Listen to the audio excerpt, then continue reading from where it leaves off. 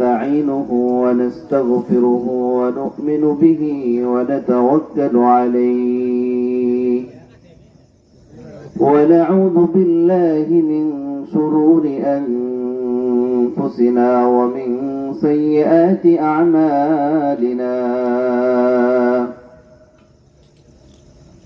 من يهده الله فلا مضل له ومن يضلله فلا هادي له ونشهد أن لا إله إلا الله وحده لا شريك له ونشهد أن سيدنا ونبينا وشفينا وحبيبنا ومولانا محمدا عبده ورسوله أما بعد فقد قال الله تبارك وتعالى في كلامه المجيد وفي فرقانه الحميد أعوذ بالله من الشيطان الرجيم بسم الله الرحمن الرحيم يا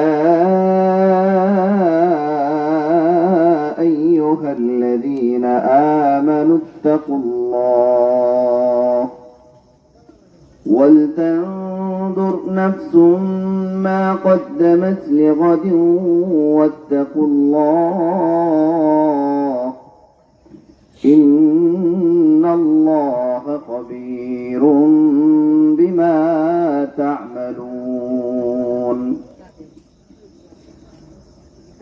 عن أبي هريرة رضي الله تعالى عنه قيل يا رسول الله صلى الله عليه وسلم من أكرم الناس قال أسقاهم أو كما قال عليه الصلاة والسلام إن الله وملائكته يصلون على النبي يا أيها الذين آمنوا صلوا عليه وسلموا تسليما اللهم صل على سيدنا مولانا محمد وعلى آل سيدنا مولانا محمد উড়ে যাও রে বাংলার হাওয়া উড়ে যাও রে মদিনা আমাদের সালাম পৌঁছে দিও পাক নবীর রওজায় আল্লাহুম্মা সাল্লি আলা সাইয়্যিদিনা مولانا محمد وعلى آله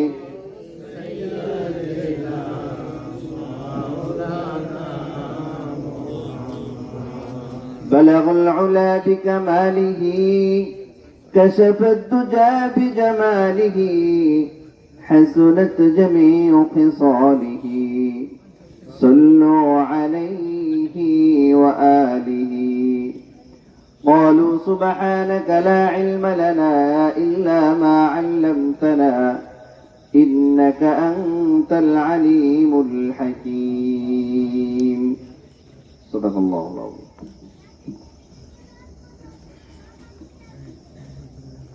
الحمد لله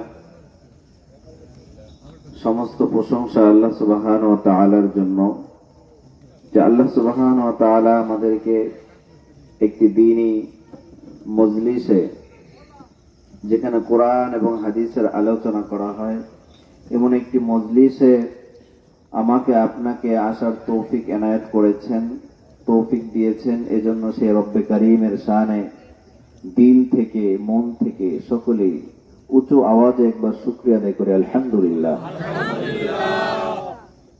অনেকে মুখ বন্ধ করে আছেন, আরেকবার বলে আলহামদুলিল্লাহ। এই যে আমরা যতবার আলহামদুলিল্লাহ বলবো ততবার আমাদের কি হবে, এখানে যে বসে আছি বসে থাকাটা সার্থক হবে। যাই হোক,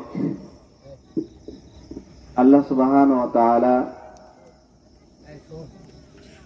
যে আয়াতে কারিমা আমি তেলাওয়াত করেছি, যে হাদিসটি পড়েছি, সংক্ষিপ্ত আকারে উক্ত আয়াত এবং হাদিসের উপর আলোচনা করার চেষ্টা করব। কারণ যে বিষয়বস্তুটি আমি নিয়েছি এটা অনেক ব্যাপক একটি আলোচনা, তো সময় অনেক হয়ে গিয়েছে। গ্রামের মানুষ এত সময় জাগ্রত থাকে না সাধারণত। এখন আপনাদের ঘুমিয়ে যাওয়ার কথা, তারপর আপনারা দ্বীনের খাতিরে আল্লাহ তাআলার মহব্বতের কারণে দ্বীনকে ভালোবেসে আল্লাহ এবং আল্লাহর রাসূলকে ভালোবেসে এই মজমায় একত্রিত হয়েছেন। আল্লাহ তাআলা আমাদেরকে যতক্ষণ পর্যন্ত বসে থাকবো, যাহা কিছু আলোচনা করা হবে, যাহা কিছু আলোচনা আমরা শুনবো, আল্লাহ তাআলা আমলের নিয়তে দিলের কানে শোনা এবং বলার তৌফিক দান করুন। সকলে বলে আমিন। আমরা আলোচনা করলাম, সারা রাত আলোচনা করলাম, কিন্তু আল্লাহ তাআলা যদি আমাদের আলোচনা কবুল না করেন তাহলে এই আলোচনার কোনো ফায়দা নাই, শুধু কষ্ট হবে, পরিশ্রম হবে। যেমন মনে করেন চুরি করতে কিন্তু কি হয়, কষ্ট হয়, কষ্ট হয় না? চুরি করতে কষ্ট হয়, আবার হালাল ভাবে ইনকাম করতেও কষ্ট হয়। দুইটার ভিতরেই কষ্ট আছে। দুইটা কাজ করতেই কষ্ট হয়, জেনা করতেও কষ্ট হয়, আবার হালাল ভাবে স্ত্রীর সাথে মেলামেশা করতে, সেটাও কি জেনা করতে কষ্ট আছে, মজা আছে। আবার স্ত্রীর সাথে মেলামেশা করা, হালাল ভাবে করা, এটার সাথেও কি আছে, মজা আছে। কিন্তু একটা আল্লাহ তাআলা নিষেধ করেছেন, আরেকটা বৈধ করেছেন। তো যেটা নিষেধ করেছেন কষ্ট আছে, কিন্তু কষ্ট থাকলেও সেটার মধ্যে কোনো ফায়দা নাই। আর যেটা আল্লাহ তাআলা হালাল করেছেন সেটার ভিতরে কষ্ট আছে, আবার ফায়দাও আছে। বুঝতে পেরেছেন? তাহলে আমরা যে এখানে যে বসে আছি, এই বসে থাকাটা, আলোচনা করা এবং শোনাটা সার্থক হবে, কষ্টটা সার্থক হবে যদি আল্লাহ তাআলা এই মজমাকে কবুল করে নেয়। ঠিক না? তাহলে মজমা আল্লাহ কবুল করবেন। কবুল করার শর্ত কি?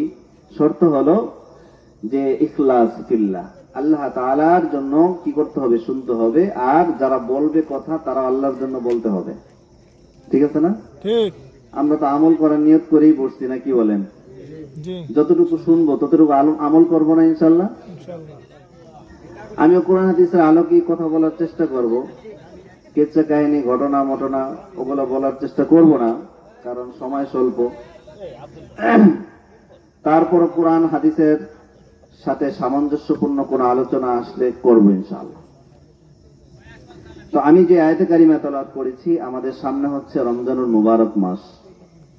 রমজানুল মুবারক মাস হচ্ছে তাকওয়ার মাস, ক্ষুধাভীতি অর্জনের মাস, আল্লাহ তাআলার নৈকট্য অর্জনের একবারে মৌসুম, মুখ্যম সময়। এটা হচ্ছে কখন? রমজানুল মুবারক মাস। তো রমজানুল মুবারক মাস এটা হচ্ছে তাকওয়া ভীতির, অর্থাৎ ক্ষুধাভীতির মাস, আল্লাহর নৈকট্য অর্জন করার মাস।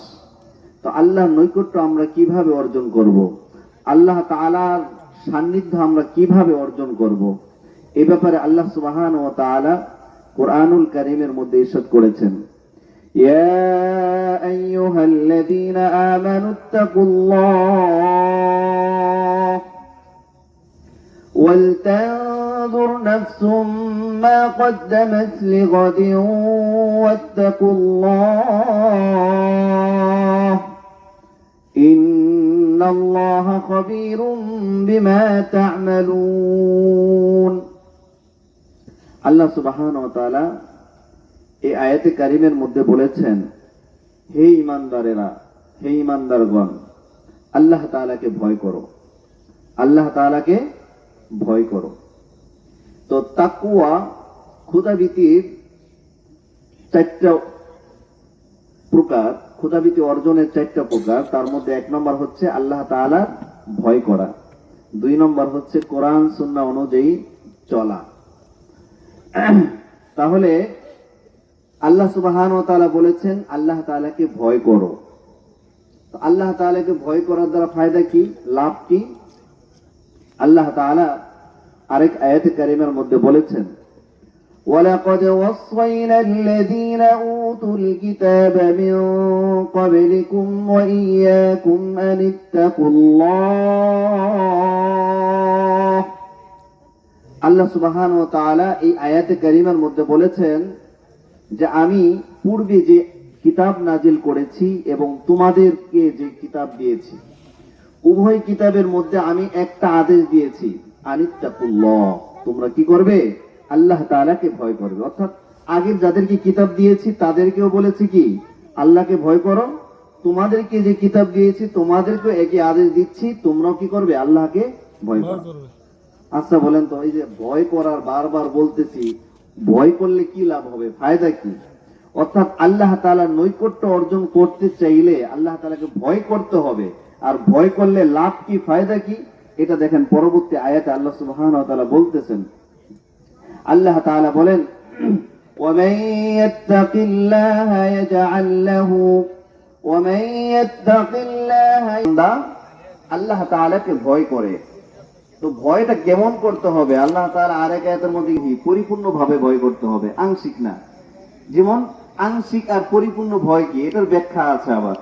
আংশিক ভয় হচ্ছে এটা যে আমি কিছু মানলাম আর কিছু ছেড়ে দিলাম। যেমন আল্লাহ সুবহানাহু ওয়া তাআলা কুরআনুল কারীমের আয়াতের মধ্যে বলেছেন আফাতুমিনুনা বিবা'দিল কিতাব ওয়া তাকফুরুনা বিবা'দ, যে তুমি যদি পরিপূর্ণ ঈমানদার তুমি হতে পারবা না ততক্ষণ পর্যন্ত যে কুরআনুল কারীমের কিছু অংশ তুমি মানবা আর কিছু অংশ ছেড়ে দিবা, তাহলে পরিপূর্ণ ঈমানদার হওয়া যাবে না। ঈমান আনতে হবে ভাই। এই টপিকসটা নিয়েছি কেন? নিয়েছি এজন্য, সামনে রমজান মাস। আল্লাহ তাআলাকে যদি আমি আপনি ভয় করতে পারি তাহলেই তাকওয়া অর্জন হবে। তাকওয়া অর্জনের একটা মাধ্যম হচ্ছে আল্লাহ তাআলার ভয়। দিলের ভিতরে যার যত বেশি ভয় থাকবে সে তত বেশি আল্লাহ তাআলার নৈকট্য অর্জন করবে। যেমন আরেক আয়াতের মধ্যে আল্লাহ তাআলা বলেছেন ইন্না আকরামাকুম ইনদাল্লাহি আতকাকুম, আল্লাহ তাআলার কাছে সবচেয়ে বেশি মর্যাদাশীল, সবচেয়ে বেশি সম্মানিত ব্যক্তি কে? সবচেয়ে বেশি সম্মানিত মর্যাদাশীল ব্যক্তি হচ্ছে সে যার অন্তরের মধ্যে, যার দিলের মধ্যে আল্লাহ তাআলার ভয় যত বেশি। সুবহানাল্লাহ, সুবহানাল্লাহ। কথা বুঝতে পারছেন? আল্লাহ তাআলা বলছেন ইন্না আকরামাকুম ইনদাল্লাহি আতকাকুম, আল্লাহ তাআলার কাছে সম্মানিত ব্যক্তিকে যার দিলের মধ্যে যত বেশি ভয় আল্লাহ তাআলার, সে হচ্ছে আল্লাহ তাআলার কাছে সম্মানিত। নাকি সমাজের ভিতরে যে সবচেয়ে টাকাওয়ালা, সমাজের ভিতরে যে সবচেয়ে বড় নেতা, সে আল্লাহ তাআলার কাছে সম্মানিত? কি বলেন? আল্লাহ কি বলছেন? আল্লাহ এটা বলেন নাই। আল্লাহ বলেছেন যার দিলের ভিতরে, যার অন্তরের মধ্যে আমার ভয় বেশি থাকবে সেই হচ্ছে আমার নৈকট্য অর্জন করতে পারবে, সে আমার অনেক কাছাকাছি চলে আসবে। সুবহানাল্লাহ, সুবহানাল্লাহ। আল্লাহ সুবহানাহু ওয়া তাআলা এখানে দেখেন পুরস্কারের কথা বলতেছেন যে আমার ভয় যদি তোমার ভিতরে থাকে, তোমার দিলের মধ্যে থাকে, তাহলে ফায়দা কি, লাভ কি? লাভ আল্লাহ সুবহানাহু ওয়া তাআলা বলতেছেন সূরা তালাকের 5 নম্বর আয়াত। আল্লাহ বলেন ওয়া ইয়াত্তাকিল্লাহ ইউকাফির আনহু সাইয়্যাতিহি ওয়া ইউযিম লাহু আজরা, তুমি যদি আমাকে ভয় করো বান্দা, তুমি যদি আমাকে ভয় করো, ভয় করার মতো যদি ভয় আমাকে করতে পারো, আর এই ভয় করার দ্বারা লাভ হচ্ছে, 1 নম্বর লাভ, তোমার জীবনের যত গুনাহ খাতা আছে আমি আল্লাহ সব গুনাহ খাতা মাফ করে দেব। সুবহানাল্লাহ। ওয়া ইউযিম লাহু আজরা, শুধু গুনাহ খাতা মাফ করব না, তোমাকে এমন পুরস্কার দান করব যে গুনাহ খাতা মাফ করব, মাফ করার পরে আমি আমার পক্ষ থেকে তোমাকে কি করব, ওয়া ইউযিম লাহু আজরা, অনেক অনেক পুরস্কার আমি তোমাকে দান করব। তার মধ্যে একটা পুরস্কার হলো এই যে তুমি যে গুনাহ করেছো, গুনাহ খাতা তো মাফ করে দিব, ওই গুনাহ খাতার সমপরিমাণ সওয়াব নেকি দ্বারা তোমার আমলনামা ভরে দিব। সুবহানাল্লাহ। তাহলে লাভ আছে না? ক্ষতি আছে। কিসের লাভ আছে? আল্লাহকে ভয় করলে লাভ আছে না? লাভ আছে। আমরা যেখানে বসে আছি কার ভয়ে বলেন? আল্লাহর ভয়ে। আল্লাহর ভয়ে না? আল্লাহর ভয়ে তো বসে আছি। আমি যেখানে আলোচনা করতেছি কার ভয়ে? আল্লাহর ভয়ে। দুনিয়ার কোন ব্যক্তির ভয়ে না। হ্যাঁ, আল্লাহর ভয় আমার দিলের ভিতরে যদি কম থাকে, মানুষের ভয় যদি আমার দিলের মধ্যে বেশি থাকে, আল্লাহ সুবহানাহু ওয়া তাআলা এই ব্যাপারেও কুরআনুল কারীমের মধ্যে আয়াত বলেছেন, তারা হচ্ছে মুনাফিক। মুনাফিকদের ব্যাপারে আয়াত নাযিল করেছেন, ইয়াখশাউনান নাসা কাখাশিয়াতিল্লাহ, যে তারা মানুষকে এমন ভয় করে হক কথা তার জবান দিয়ে বলে না, সত্য কথা প্রকাশ করে না, হক জেনেও হক প্রকাশ করে না। আর হক জেনে হক প্রকাশ না করলে কি হবে দেখেন, আল্লাহ সুবহানাহু ওয়া তাআলা সূরা বাকারার মধ্যে বলেছেন, আল্লাহ তাআলা বলেছেন যে তোমার উপরে যে আয়াত, আমি যে আয়াত নাযিল করেছি, আল্লাহ রাসূলের উপরে যে আয়াত নাযিল করেছি, কিতাবের মধ্যে যে বিধান আমি নাযিল করেছি, সেই বিধান যদি তুমি সুস্পষ্ট ভাবে কি করো, মানুষের কাছে পৌঁছে না দাও, আল্লাহ বলেছেন উলাইকা ইয়ালআনুহুমুল্লাহ, তাদের উপর আমার লানত, সরাসরি লানত কি হবে, সে লানত প্রাপ্ত হয়ে যাবে। শুধু তাই নয়, লানত প্রাপ্ত হবে না, শুধু বলতেছেন ওয়ায়ালআনুহুমুল লাঈনুন, লানত প্রাপ্তদের লানত তার উপরে পড়বে। নাউযুবিল্লাহ। এটা কাদের জন্য হুঁশিয়ারি? এটা হচ্ছে যারা আল্লাহ সুবহানাহু ওয়া তাআলা আয়াত বহন করে, হক বহন করে, দ্বীন বহন করে, কোরআন সিনার ভিতরে নিয়ে কি করতেছে, কোরআন সিনার ভিতরে নিয়ে এসে ভ্রমণ করতেছে, ওই ব্যক্তিদের জন্য কি এই শাস্তির ঘোষণা আল্লাহ সুবহানাহু ওয়া তাআলা দিয়েছেন। এজন্য আপনারা যারা শুনবেন তাদেরও কি ঘোষণা আছে, যারা বলবে তাদেরও কি আছে, ঘোষণা আছে। এজন্য মানুষকে ভয় করে, কোন রক্তচক্ষুকে ভয় করে যদি কোরআন সুন্নাহর আয়াতকে সঠিকভাবে বর্ণনা না করে, জেল জুলুমের ভয় করে যদি সে সঠিকটা বর্ণনা না করে, আল্লাহ সুবহানাহু ওয়া তাআলা বলেন উলাইকা ইয়ালআনুহুমুল্লাহ, আমি তার উপরে কি করব, লানত, অভিসম্পাত নাযিল করব, সে লানত প্রাপ্তদের মধ্যে অন্তর্ভুক্ত হয়ে যাবে। নাউযুবিল্লাহ। এজন্য সহি কথা, কোরআনের কথা যেটা আসবে, আল্লাহ সুবহানাহু ওয়া তাআলা যেটা বলেছেন আমি সেটা বর্ণনা করতেছি। এখানে আল্লাহ তাআলাকে ভয় করলে এক নম্বর লাভ, আল্লাহ তাআলা আমার আপনার জীবনের গুনাহ খাতাগুলি maaf করে দিবেন। দুই নম্বর লাভ হলো আল্লাহ সুবহানাহু ওয়া তাআলা আমাকে আপনাকে এমন এমন পুরস্কার দান করবেন যেটা আমরা কল্পনাও করতে পারবো না। আর এক আয়াতের মধ্যে আল্লাহ সুবহানাহু ওয়া তাআলা বলেছেন, বান্দা তুমি অভাবে আছো, বান্দা তুমি বিপদে আছো, বান্দা তুমি রিজিকের কষ্টে আছো, তুমি একটা কাজ করো। কি কাজ করবা? আল্লাহ তাআলা বলেন ওয়া মাইয়াত্তাকিল্লাহ, তুমি আল্লাহকে ভয় করো, আমাকে ভয় করো। আমাকে যদি তুমি ভয় করো, ভয় করার মতো যদি তুমি ভয় করো, আমি তোমার সব অভাব দূর করে দিব, সব মুসিবত দূর করে দিব, সব কষ্ট থেকে আমি তোমাকে বের করে নিয়ে আসবো। আল্লাহ তাআলা বলেন ওয়া মাইয়াত্তাকিল্লাহা ইয়াজআল লাহু মাখরাজা ওয়া ইয়ারযুকুহু মিন হাইথু লা ইয়াহতাসিব ওয়া মান ইয়াতাওয়াক্কাল আলাল্লাহি ফাহুয়া হাসবুহু ইন্নাল্লাহা বালিগু আমরিহি ক্বাদ জাআলাল্লাহু লিকুল্লি শাইইন কদরা। আল্লাহ সুবহানাহু ওয়া তাআলা বলেন, বান্দা তুমি আমাকে ভয় করো, তুমি যদি আমাকে ভয় করার মতো ভয় করতে পারো, আমি তোমার এমন জায়গা থেকে, এমন স্থান থেকে তোমার রিজিকের ফয়সালা করে দিব, অভাব দূর করে দিব। বান্দা তুমি কখনো কল্পনা করতে পারবা না, তুমি কল্পনা করতে পারবা না, তুমি ভাবতেও পারবা না, তুমি কোশ্চেন কালো জানতে পারবা না, তুমি এটা চিন্তা করে তুমি কুল পাবা না কোন জায়গাতে তোমার রিজিকের ফয়সালা হয়ে যাচ্ছে। কথা কি আপনারা বুঝতেছেন? সবার মনোযোগ হলো খাওয়ানোর দিকে, আলোচনা দিকে আছে। সবাই আলোচনা আছে? হ্যাঁ, আমি কিন্তু অনেক কথা বলতে চেয়েছিলাম, আমি মূল টপিকসে চলে গেছি। আল্লাহ তাআলাকে ভয় করতে হবে। কি করতে হবে? আল্লাহ তাআলাকে ভয় করতে হবে। তো আল্লাহ তাআলাকে ভয় কেমন করতে হবে দেখেন, হযরত ওমর রাদিয়াল্লাহু তাআলা আনহু, হযরত ওমর রাদিয়াল্লাহু তাআলা আনহু আল্লাহ তাআলাকে কেমন ভয় করেছে। একবার হযরত ওমর রাদিয়াল্লাহু তাআলা আনহু তিনি রাষ্ট্রীয় কোনো কাজ করতেছেন, তার ঘরে একজন মেহমান গিয়েছে। তো মেহমান যাওয়ার সাথে সাথে তিনি যে প্রদীপ জ্বালিয়ে তিনি কাজ করতেছিলেন, সাথে সাথে প্রদীপটা ফু দিয়ে নিভিয়ে দিয়েছেন। এখন যে মেহমান তার ঘরে ঢুকেছেন, বলেন মেহমান এখন লজ্জা পাইতেছে না যে আমি ঢুকছি দেখে সাথে সাথে আমার দেখে কি করলো, বাতিটা নিভাইয়ে দিল। এখন আপনার ঘরে যদি কোনো মেহমান ঢোকে আর সাথে সাথে যদি বাতি নিভাইয়ে দেন, তাহলে মেহমান কি ভাববে? অসন্তুষ্ট হবে না? ওমর রাদিয়াল্লাহু তাআলা আনহুকে বলতেছে, ওমর, আমরা গরিব দেখে, আমরা অসহায় দেখে তুমি আজকে আমাদেরকে কি করতেছো? অবহেলিত ভাবতেছো, অবহেলা করতেছো। আমি আসলাম আর তুমি সাথে সাথে বাতিটা নিভিয়ে দিলে। ওমর রাদিয়াল্লাহু তাআলা আনহু বলেন, ও ভাই, তুমি যা ভেবেছো তা নয়। আমি যে কারণে এই বাতিটি নিভিয়ে দিয়েছি, এই বাতি দিয়ে আমি যখন কাজ করতেছিলাম, এটা ইসলামী রাষ্ট্রের মানুষের অর্থায়নের টাকা দিয়ে তেল কেনা এই বাতি দিয়ে আমি কাজ করতেছিলাম। অর্থাৎ ইসলামী রাষ্ট্রের কাজে আমি কি করতেছিলাম? সময় ব্যয় করতেছিলাম এই আলো দিয়ে।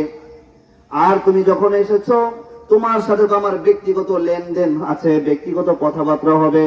এখন আমি যদি ইসলামী রাষ্ট্রের মানুষের অর্থায়নের কিনা তেল দিয়ে যদি আমি তোমার সাথে কথা বলি, তাহলে তো আমি ইসলামী রাষ্ট্রের খেয়ানত করব। এই খেয়ানতের জন্য যদি আল্লাহ তাআলা আমাকে জবাবদিহিতা করে জিজ্ঞেস করে, তখন আমি ওমর কি জবাব দেব আল্লাহ তাআলার কাছে? বুঝতে পারছেন? তো ওমর রাদিয়াল্লাহু তাআলা আনহু ওই ব্যক্তি যাওয়ার সাথে সাথে কি করলেন? বাতিটা নিভিয়ে দিলেন। আরেকবার খলিফাতুল মুসলিমিন আবু বকর সিদ্দিক রাদিয়াল্লাহু তাআলা, দেখেন তারা সাহাবীরা আল্লাহ তাআলাকে কেমন ভয় করেছেন। আর আজকে আমাদের দেশের অবস্থা, দেশের পরিস্থিতি পরিবেশ এমন হয়েছে যে আমাদের যখন নির্বাচনের আগের একটা অবস্থা আর পরের একটা অবস্থা, একটু চিন্তা করেন, আপনারা চিন্তা করেন, নির্বাচনের আগের যে সময়টা, এই সময়টা যত নেতারা আছে সবাই নেতারা কি করে? একজন ক্ষেতের একটা কৃষককেও কি করে? জড়ায় ধরে। শরীরে ঘাম আছে, ময়লা আছে, কিন্তু সেটা দেখে না, জড়ায় ধরে। আচ্ছা বলেন তো এই জড়ায় ধরে তার স্বার্থ আছে কিনা? আছে না? নির্বাচনের আগে সমস্ত নেতাদেরকে ঘরে ঘরে দুয়ারে দুয়ারে হেঁটে হেঁটে কি করে আমাদের কাছে আসতে দেখি। যখন কোন রকম তাকে পাস করে দেই, কোন রকম তাকে নির্বাচিত করে যখন আমরা চেয়ারম্যান মেম্বার বানিয়ে দেই, তখন তাকে তার দুয়ারে দৌড়াইতে দৌড়াইতে স্যান্ডেল ক্ষয় হয়ে যায়, কিন্তু একটা সিগনেচার আমরা পাই না। ঠিক কিনা বলেন? হ্যাঁ, তখন চিনি না। কিন্তু নির্বাচনের আগে এক অবস্থা, নির্বাচনের পরে আরেক অবস্থা। বলেন আল্লাহ তাআলার ভয় আছে কিনা? আল্লাহ তাআলার ভয় থাকলে এই কাজটা করতে পারতো? জাতিকে ধোঁকা দিচ্ছে তারা। হযরত আবু বকর সিদ্দিক রাদিয়াল্লাহু তাআলা আনহু খলিফাতুল মুসলিমিন, তিনি খলিফা। একদিন স্ত্রী বলতেছে, আবু বকর, হে স্বামী, আমার সন্তানের জন্য কিছু ভালো খাবার দরকার, কিছু ভালো খাবার কিনে নিয়ে আসো। আবু বকর সিদ্দিক রাদিয়াল্লাহু তাআলা বলতেছে, দেখো, তুমি তো জানো আমার অবস্থা, আমার সামর্থ্যের অবস্থা তুমি জানো, তুমি তো দেখেছো আমার এরকম সামর্থ্য নাই যে ভালো কিছু খাবার তোমাকে আমি কি করে দিব, তোমার সন্তানের জন্য এনে দিব। অথচ তুমি তোমার সন্তানকে সবরের ওয়াজ করো, ধৈর্য ধারণের ওয়াজ করো। তখন তার স্ত্রী ঘর থেকে এক টুকরি খেজুর বের করে এনে দিয়েছে আবু বকর সিদ্দিক রাদিয়াল্লাহু তাআলা আনহুকে, দিয়ে বলতেছে যে এই খেজুর গুলি নিয়ে তুমি কি করো, বাজারে বিক্রি করে ওর জন্য কিছু নিয়ে আস। আবু বকর সিদ্দিক রাদিয়াল্লাহু তাআলা, এখন বলেন তো খেজুরগুলি কোথায় পেলে? এই প্রশ্ন করবে কি করবে না? করবে না? আমরা করিনি। ঘরের ভিতরে মানে অতিরিক্ত কিছু যখন আইটেম পাক হয়, অতিরিক্ত কিছু যখন আসে, এই জিনিসটা কোন জায়গা থেকে আসলো এই তদারকি কি আমরা করি না। এই দেখেন পার্থক্যটা কোথায়। তারা আল্লাহ তাআলাকে কেমন ভয় করেছে আর আমরা কেমন ভয় করি। ভয় করার মতো ভয় করতে হবে। এই উদাহরণ দিচ্ছি। এটা আমরা কি করি, যখন আমরা ভাত খেতে বসি, মাছ দিয়ে ভাত খাই, খাওয়া শেষ হয়ে গেলে রাত্রে জিজ্ঞেস করি, আচ্ছা মাছ আসলো কোন জায়গা থেকে? মাছ তো আমি বাজার থেকে আজকে আনি নাই। কিন্তু আমি তো জানি, আমার স্ত্রীও জানে এবং আমিও জানি, আমার একটা চোর সন্তান আছে। সে কি করছে? পাশের বাড়ির পুকুর থেকে চুরি করে মাছ ধরে সে আনছে, সেটা আমিও জানি। কিন্তু আমি আমার সন্তানকে কি করি নাই? বাধা দেই নাই। আমি আমার সন্তানকে যেভাবে শাসন করা দরকার ছিল সেভাবে আমি শাসন করি নাই। না করার কারণে এই সন্তান এমন একটা অবস্থা হবে, এই সন্তান আপনাকে একদিন বেঁচে খাবে। দেখেন আরেকটা উদাহরণ দেই। দেখেন আমাদের কাছে যখন আমরা কারো কাছ থেকে টাকা পয়সা হাওলাত আনলে, কর্জ আনলে, যখন পাওনাদার আমার টাকা খুঁজতে আসে, আমাদের টাকা খুঁজতে আসে, তখন পাওনাদারকে আমরা বুঝ দেই। ছেলেকে বলি যে বলো যে বাবা বাসায় নাই, বাড়িতে নাই, পরে আসে, বলি না? করিনি। যারা ধোঁকা দিতে চাই, অর্থাৎ টাকা দিতে চাই না, আজকে দিব না, তার আমরা কি করি? ছেলেকে শিখাই দেই, এই তুমি যে বলো যে বাবা কি নাই, বাসায় নাই। আচ্ছা, আজকে আপনি সাধারণ কিছু অর্থের জন্য এই সন্তানকে আপনি কি করতেছেন? মিথ্যা শিখাইতেছেন। এই সন্তান একদিন এমন অবস্থা করবে আপনাকে, এই সন্তান একদিন আপনাকে কি করবে? বিশ্ব বাটপার হবে এই সন্তান আপনার জন্য একদিন কাল হয়ে দাঁড়াবে। দেখেন, আরেকটা উদাহরণ দিই। একজন উকিল সে তার এক ক্লায়েন্টকে শিখিয়ে দিয়েছে যে আমি যখন জজের সামনে যখন কি করব, তোমাকে নিয়ে উপস্থাপন করব, জজ যাহা কিছু বলুক না কেন তুমি কি করবা? তুমি বোবার ভান ধরবা, অর্থাৎ তুমি কিছু কথা বলতে জানো না। জজ যাহা কিছু জিজ্ঞেস করবে তুমি কি করবা? কথা বলবা না। এখন জজ যাহা কিছু জিজ্ঞেস করে এরকম করে। তো এইভাবে জজ যখন দেখলো এরকম করতেছে, উকিল বলতেছে, মহামান্য জজ সাহেব, আমার যে ক্লায়েন্ট তিনি বোবা, ওনার নামে মিথ্যা মামলা দেওয়া হয়েছে, উনি নিঃশর্ত ওনার আমি কি চাই? খালাস চাই। তো জজ সাহেব তার পক্ষে কি করে দিলেন? রায় দিয়ে দিলেন। এখন রায় দেওয়ার পরে উকিল সাহেবের কামরায় আসার পর উকিল সাহেব বলতেছে, আচ্ছা তোমার তো এবার রায় নিয়ে দিছি, এখন আমার সাথে তোমার যে চুক্তিটা ছিল টাকাটা দিয়ে দাও। হ্যাঁ। কি বলে? হ্যাঁ। এখনো কি বলে? হ্যাঁ। এখন উকিল বলতেছে, আরে এখন তুমি তো সুস্থ আমি জানি, তো হ্যাঁ তুমি তো সুস্থ, তোমার সাথে তো আমার একটা কি আছে? চুক্তি আছে, চুক্তি অনুযায়ী তুমি কি করো? কাজ করো। বলছে হ্যাঁ। আরে আমার শিখিয়ে দেওয়া জিনিস আমার উপর তুমি প্রয়োগ করতেছো, তো ঠিক অবস্থা এমন হবে। আমার সন্তানকে আজকে আমি যেই শিক্ষাটা দিব, এই শিক্ষাটা আমাকে ফেরত দিবে, রিটার্ন দিবে। ঠিক কিনা বলেন? তা আল্লাহর ভয় যদি আমার আপনার দিলের মধ্যে থাকে, তাহলে কি হবে? তাহলে আমরা কখনোই কি করতে পারবো না? মানুষকে ঠকাইতে পারবো না। কখনো মানুষকে ঠকানোর চিন্তা কল্পনা আমার অন্তরের মধ্যে আসবে না। দেখেন, একজন সাহাবী ছিলেন আল্লাহ রাসূল সাল্লাল্লাহু আলাইহি ওয়াসাল্লামের। আল্লাহ রাসূল সাল্লাল্লাহু আলাইহি ওয়াসাল্লাম ভ্রাতৃত্ব বন্ধন তৈরি করে দিয়েছেন। এই দুইজন, তারা কি হয়েছে? হিজরত করার পরে দুইজন ভাই হয়ে গেছে। তো সাইদ ইবনে আব্দুর রহমান মানতে রয়েছে, সে অনেক সুন্দরী। শয়তানে তাকে ধোঁকা দিয়ে তার কামরার ভিতরে ঢুকাইয়ে দিলেন। শয়তানের ধোঁকায় পড়ে ওই সাইদ ইবনে আব্দুর রহমানের স্ত্রীর কামরার ভিতরে ঢুকে গেল। সাইদ ইবনে আব্দুর রহমানের কামরার ভিতরে ঢুকে গিয়ে স্ত্রীর হাত দিয়ে ধরেছে। স্ত্রীর সাথে সাথে বুঝতে পেরেছে সালাবাতুল আনসারীর উদ্দেশ্য ভালো নয়।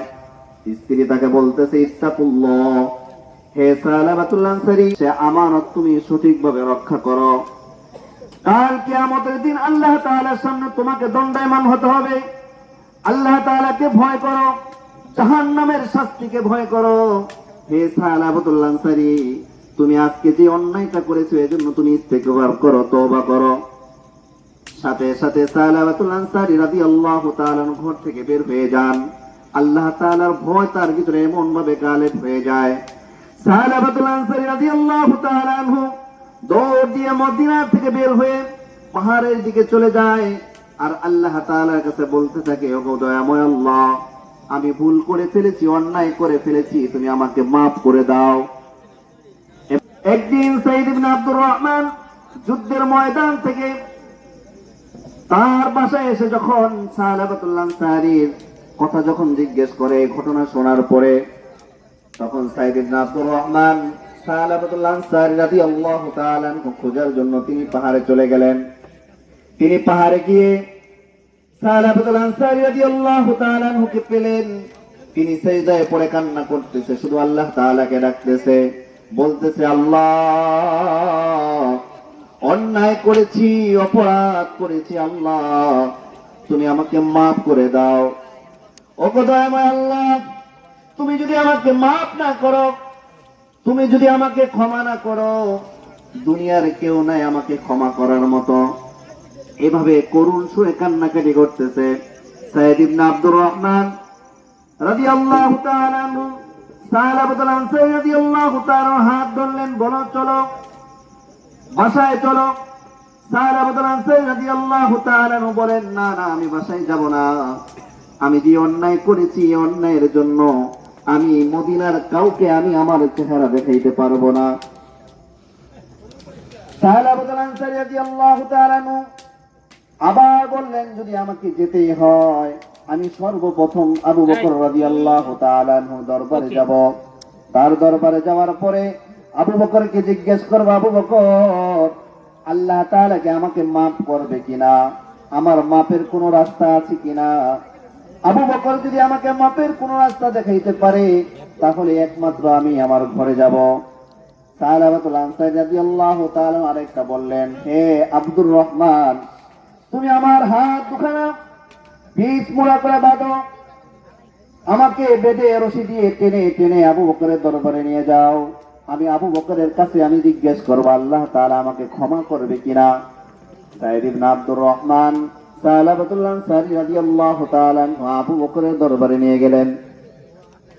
আবু বকরের দরবারে যাওয়ার পরে আবু বকর রাদিয়াল্লাহু তাআলা আনহুকে বলেন, হে আবু বকর, আমি তো অন্যায় করেছি, অপরাধ করেছি। এই অন্যায় অপরাধের জন্য আল্লাহ তাআলা আমাকে ক্ষমা করবেন কিনা তুমি বলে দাও।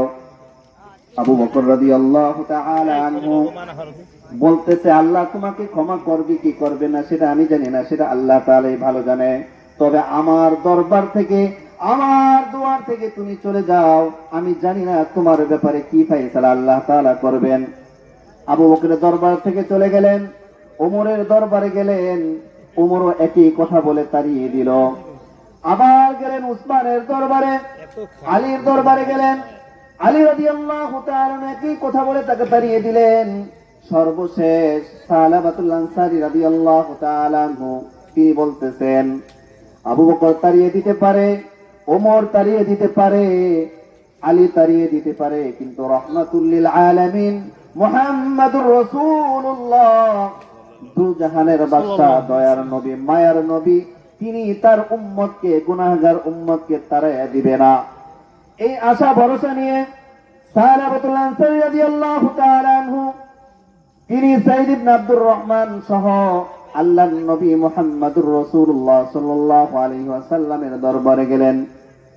দরবারে গিয়ে আল্লাহর নবীকে বলতেছে, ওগো নবী, আমি তো এই অন্যায় অপরাধ করে ফেলেছি, আল্লাহ তাআলা আমাকে এই অন্যায়ের কারণে মাফ করবে কিনা আপনি একটু বলে দেন।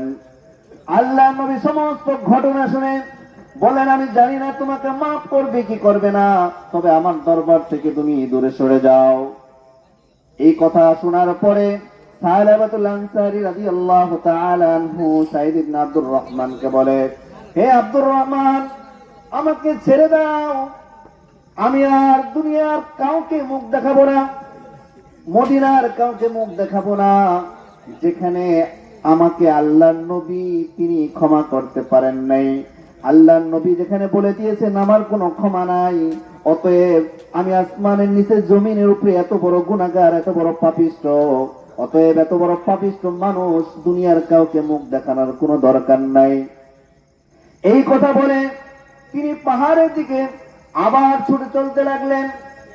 রাস্তায় তার কন্যা খানসালা রাদিয়াল্লাহু তাআলা আনহু তাকে, তার পিতাকে ডেকে বললেন, ওগো বাবা, যতদিন পর্যন্ত সাহাবীরা তোমাকে ভালো না বাসবে, যতদিন পর্যন্ত আল্লাহর নবীর থেকে ক্ষমা না আসবে, যতদিন পর্যন্ত আল্লাহর পক্ষ থেকে ক্ষমা না আসবে, ততদিন পর্যন্ত আমি তোমার মেয়ে তোমাকে বাবা বলে পরিচয় দিব না। অন্যায় কি করছে বলেন তো? অপরাধটা কি? অপরাধ হচ্ছে শুধু তাকে কি করছে, একটু হাতটা ধরছে। একটু হাত ধরার কারণে তার ভিতরে যে অনুশোচনা তৈরি হয়েছে, যে ভয় তৈরি হয়েছে, জাহান্নামের যে ভয় তার তৈরি হয়েছে, আল্লাহর সামনে যে দণ্ডায়মান হতে হবে যে ভয় তার ভিতরে তৈরি হয়েছে, এই ভয়ের কারণে সে তার পরিবার থেকে, আল্লাহ রাসূলের দরবার থেকে, আবু বকরের দরবার থেকে, উসমান আলীর দরবার থেকে, সকলের দরবার থেকে সে কি হয়েছে, বিতাড়িত হয়েছে। সাহাবাতুল আনসারী রাদিয়াল্লাহু তাআলা আনহু তিনি তার দরবার থেকে পাহাড়ের দিকে ছুটে চললেন। আল্লাহ তাআলা জিবরাইল আমিন আলাইহিস সালাতু ওয়াস সালামের মাধ্যমে আল্লাহর নবীর সামনে আয়াত নাযিল করে দিলেন, ওয়াল্লাযীনা ইযা ফাআলু معشة أو ظلموا أنفسهم ذكروا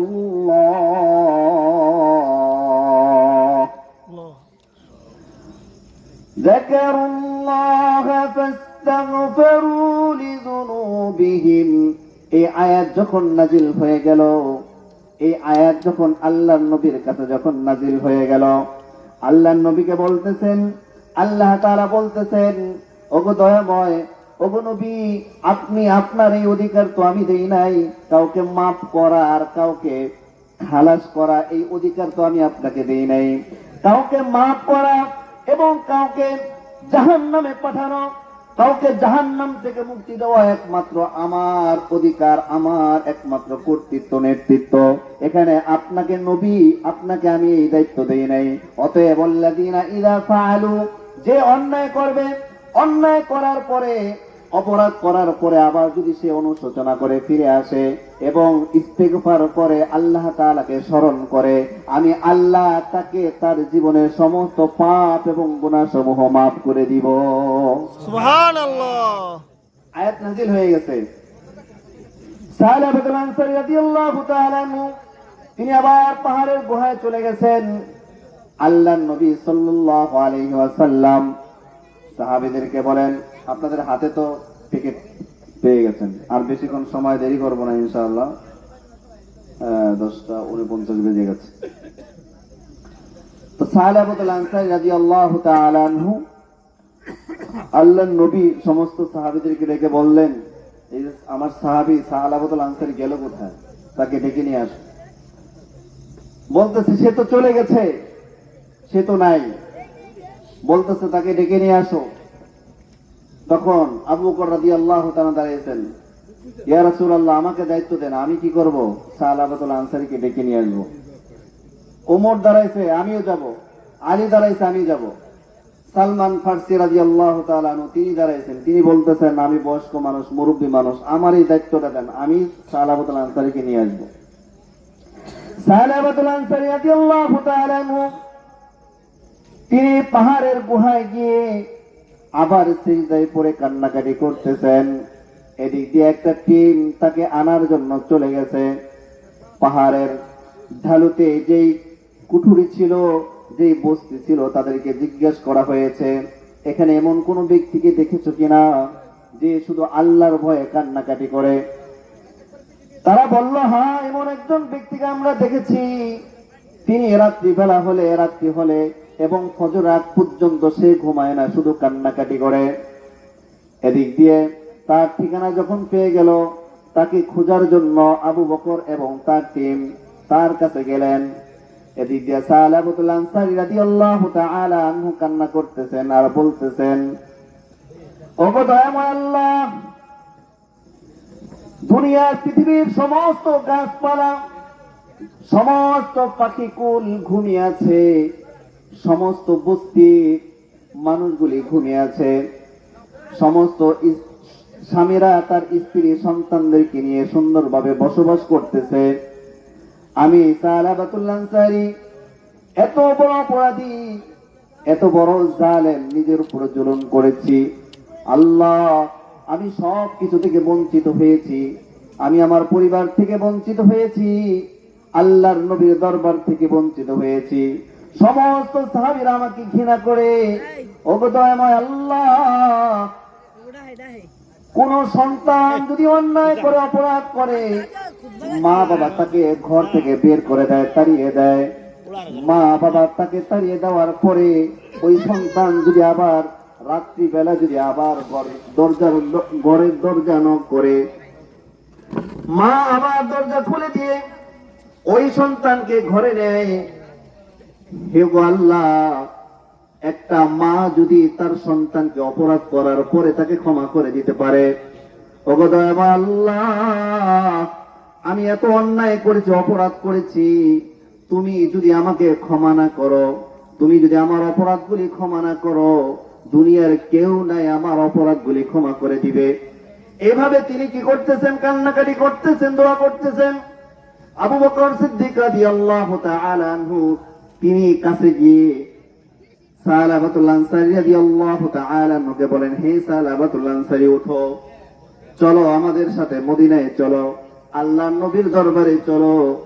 কণ্ঠ শোনার পরে সালাবাতুল আনসারী রাদিয়াল্লাহু তাআলা আনহু বলেন, আবু বকর, তোমার দরবার থেকে আমাকে তাড়িয়ে দিয়েছো, আমি তো ততক্ষণ পর্যন্ত আর তোমার দরবারে যাব না। আল্লাহর নবীর দরবারে গিয়েছে, আল্লাহর নবী আমাকে আল্লাহর নবীর দরবার থেকে বিতাড়িত করেছে, যতক্ষণ না পর্যন্ত আমার আল্লাহ আমার গুনাহ খাতাগুলি ক্ষমা না করবে, আমার আল্লাহ আমার জীবনের সমস্ত গুনাহ খাতাগুলি মাফ না করবে, এই ঘোষণা আমি যতক্ষণ পর্যন্ত না পাবো ততক্ষণ পর্যন্ত আল্লাহর নবীর দরবারে আমি কখনোই যাব না। সাহাবাতুল আনসারী রাদিয়াল্লাহু তাআলা আনহু এই কথা বলার পরে আবু বকর সিদ্দিক রাদিয়াল্লাহু তাআলা আনহু তাকে বললেন, হে সাহাবাতুল আনসারী, চলো, তোমার ক্ষমার ঘোষণা এসেছে, আল্লাহ তাআলা তোমাকে মাফ করে দিয়েছেন। সুবহানাল্লাহ, সুবহানাল্লাহ। সাহাবাতুল আনসারী রাদিয়াল্লাহু তাআলা আনহু এই মাফের কথা শোনার পরে তাদের সাথে চলতে লাগলেন। চলতে চলতে যখন ফজরের ওয়াক্ত চলে আসছে, মদিনার কাছাকাছি যখন চলে আসছে, মসজিদে নববীর কাছাকাছি যখন চলে আসছে, আল্লাহর নবী সাল্লাল্লাহু আলাইহি ওয়াসাল্লাম ফজরের সালাত আদায় করতেছেন, সূরা তাকাসুর পড়তেছেন, আল্লাকুমুত তাকাসুর হাত্তা যুরতুমুল মাকাবির। এই আয়াত যখন পড়তেছেন, এই আয়াত যখন সাহাবাতুল আনসারী এই আয়াত যখন সাহাবাতুল আনসারী কানে শুনলেন, তিনি যখন আয়াত শুনলেন, শোনার সাথে সাথে একটা চিৎকার দিয়ে জমিনে লুটিয়ে পড়লেন। আল্লাহর নবী নামাজ শেষ করলেন, এমন বিকট আওয়াজ জীবনে কখনো শুনেন নাই। নামাজ শেষ করার পরে সালাম ফিরানোর পরে পিছনে তাকিয়েছেন, কে এরকম আওয়াজ করলো? সমস্ত সাহাবীরা ওই আওয়াজ শোনার সাথে সাথে সেখানে গেলেন। সেখানে যাওয়ার পরে সবাই দেখতেছে সাহাবাতুল আনসারী রাদিয়াল্লাহু তাআলা জমিনে গোড়াগড়ি করতেছে। আল্লাহর নবী সাল্লাল্লাহু আলাইহি ওয়াসাল্লাম সালমান ফারসিকে বললেন, হে সালমান ফারসি, দ্রুত তাকে কিছু পানি পান করাও, দেখো সে আছে কিনা, জীবিত আছে কিনা, মারা গেছে দেখো। সালমান ফারসি রাদিয়াল্লাহু তাআলা আনহু তার পাশ চেক করে দেখেন তিনি আর দুনিয়ার জিন্দেগিতে নাই, তিনি দুনিয়ার ইহকাল ত্যাগ করে তিনি পরকালে চলে গেছেন, অর্থাৎ তিনি ইন্তেকাল করেছেন। এই কথা দেখার পরে তার মেয়ে খানসারা রাদিয়াল্লাহু তাআলা কান্নাকাটি করতেছে। তার মেয়ে বলতেছে, বাবা, তুমি তো আল্লাহকে সন্তুষ্ট করেছো, আল্লাহর নবী তোমার প্রতি খুশি হয়ে গেছে, সমস্ত সাহাবীরা তোমার প্রতি খুশি হয়ে গেছে, কিন্তু আমি তো তোমাকে হারিয়েছি, আমি তো বাবা তোমাকে হারিয়েছে, আমি তো বাবা বলে আর ডাকার মতো আমার কেউ রইল না। এভাবে তার মেয়ে কান্নাকাটি করতেছে। কান্নাকাটি করার সময় আল্লাহর নবী মুহাম্মদুর রাসূলুল্লাহ সাল্লাল্লাহু আলাইহি ওয়াসাল্লাম বলেন, খানসালারে, তুই আর কান্নাকাটি করিস না। সাহাবাতুল আনসারী রাদিয়াল্লাহু তাআলা ইন্তেকাল আমার দিলের মধ্যে রক্তক্ষরণ করতেছে, আর তুই কান্নাকাটি করার দ্বারা আমার দিলে আরো বেশি রক্তক্ষরণ হবে। আজকে থেকে তুই আমার মেয়ে হয়ে যা, আমি তোর বাবা হয়ে গেলাম, তুই আর কান্নাকাটি করিস না। এভাবে সাহাবাতুল আনসারী রাদিয়াল্লাহু তাআলা আনহুর কাফন দাফনের ব্যবস্থা হয়ে গেল। কাফন দাফনের সময় যখন দাফন করা হবে, ওই সময়ের মুহূর্তে আল্লাহর নবী সাল্লাল্লাহু আলাইহি ওয়াসাল্লাম কবরের দিকে যাচ্ছেন, আর জামা কাপড় উঁচু করে সুন্দর করে সতর্ক অবস্থায় হাঁটতেছেন। ওমর রাদিয়াল্লাহু তাআলা আনহু দেখে বলতেছেন, ইয়া রাসূলুল্লাহ, ইয়া হাবিবাল্লাহ, আপনি এভাবে হাঁটতেছেন কেন? তখন বলতেছে, হে ওমর, আমি এজন্য এভাবে হাঁটতেছি, তুমি যদি আজকে দেখতা যে আসমানের যত ফেরেশতা আছে এবং পৃথিবীর যত ফেরেশতা আছে, সমস্ত ফেরেশতা ইস্তিকবালের জন্য, আমার এই সাহাবী সাহাবাতুল আনসারীর ইস্তিকবালের জন্য সমস্ত ফেরেশতা নেমে গেছে। ফেরেশতার কারণে আমি সুন্দরভাবে হাঁটতে পারতেছি না। সুবহানাল্লাহ। এটা কি কারণে হয়েছে? আল্লাহর ভয়ের কারণে হয়েছে। কিসের কারণে? আল্লাহর ভয় ছিল। আল্লাহর ভয় যদি আমার আপনার দিলের ভিতরে পরিপূর্ণভাবে থাকে, তাহলে আমি কি করতে পারবো না? আমি হাত দিয়ে অন্যায় করতে পারবো না, আমি হাত দিয়ে অপরাধ করতে পারবো না, মুখ দিয়ে অন্যায় করতে পারবো না, কান দিয়ে অন্যায় করতে পারবো না, চোখ দিয়ে অন্যায় করতে পারবো না। কারণ কারণ কি জানেন, একটা অন্যায় যখন মানুষ করে, একটা অন্যায় করার সাথে সাথে সাক্ষী কয়টা হয়ে যায় জানেন? একটা অন্যায় করার সাথে সাথে 8টা সাক্ষী হয়ে যায়, 8টা সাক্ষী হয়ে যায়। সে আলোচনা করার এখন সময় নেই। আল্লাহ সুবহানাহু ওয়া তাআলা 8 ধরনের সাক্ষী রেখে দেন। আপনি আমি যে অন্যায়গুলা করি, অপরাধগুলি করি, যে আমি আপনি হয়তো লুকোচুরি করে অন্যায় করতেছি, মনে করতেছি কেউ দেখে না, কিন্তু কেউ না দেখলে দেখেন কে? আল্লাহ। এই কথা দিলের ভিতরে কি করা? সাক্ষ্য দেওয়া। এই কথা দিলের ভিতরে কি করা? একিন করা, বিশ্বাস করা যে দুনিয়ার কেউ দেখুক চাই না দেখুক, কিন্তু আল্লাহ আমাকে দেখতেছেন, আল্লাহ আমাকে দেখতেছেন, আর ফেরেশতারা আমার সমস্ত আমলনামা লিপিবদ্ধ করতেছেন। প্রথম সাক্ষী হয়ে যায় জমিন। প্রথম সাক্ষী কি হয়ে যায়? জমিন। এই জমিন আপনার আমার বিরুদ্ধে কি করবে? সাক্ষী দিবে। দ্বিতীয় নম্বর সাক্ষী হয়ে যায় হাত। এই হাত আপনার আমার বিরুদ্ধে সাক্ষী দিবে। তৃতীয় নম্বর সাক্ষী হয়ে যায় জবান। এই জবান আপনার আমার বিরুদ্ধে সাক্ষী দিবে। চতুর্থ নম্বর সাক্ষী হয়ে যায় চোখ। এই চোখ আপনার আমার বিরুদ্ধে সাক্ষী দিবে। চতুর্থ নম্বর সাক্ষী, পঞ্চম নম্বর সাক্ষী হয়ে যায় পা। এই পা আপনার আমার বিরুদ্ধে কি করবে? সাক্ষী দিবে। তারপরে ফেরেশতারা আপনার আমার বিরুদ্ধে সাক্ষী দিবে। তারপরে সর্বশেষ সাক্ষী যেটা দিবে সেটা হচ্ছে আমল নামা। আপনার আমার আমল নামা আমার আপনার বিরুদ্ধে কি করবে? কাল কিয়ামতের দিন কি করবেন? সাক্ষী দিবেন। অতএব ভয় করতে হবে, আল্লাহ তাআলাকে পরিপূর্ণভাবে ভয় করতে হবে। কোনো ছাড় পাওয়া যাবে না, কোনো ছাড় নাই, কোনো সুযোগ নাই। আমি আপনি যতই মিথ্যা কথা বলবো, মিথ্যা কথা বলার কোনো সুযোগ নাই। আল্লাহ তাআলা তো আমার জবানকে কি করবেন? পেরেক মেরে দিবেন, যে কথাই যাতে আমি বলতে না পারি। হ্যাঁ, মুখ নেই, মুখ দিয়ে আপনি মিথ্যা কথা বলবেন, সমস্যা নেই, মুখ পেরেক মেরে দিবে, কিন্তু হাত আপনার বিরুদ্ধে সাক্ষী দিবে। এই জন্য ভয় করতে হবে কাকে? আল্লাহ তাআলাকে ভয় করতে হবে। কোন অন্যায় অপরাধের সাথে লিপ্ত হওয়া যাবে না।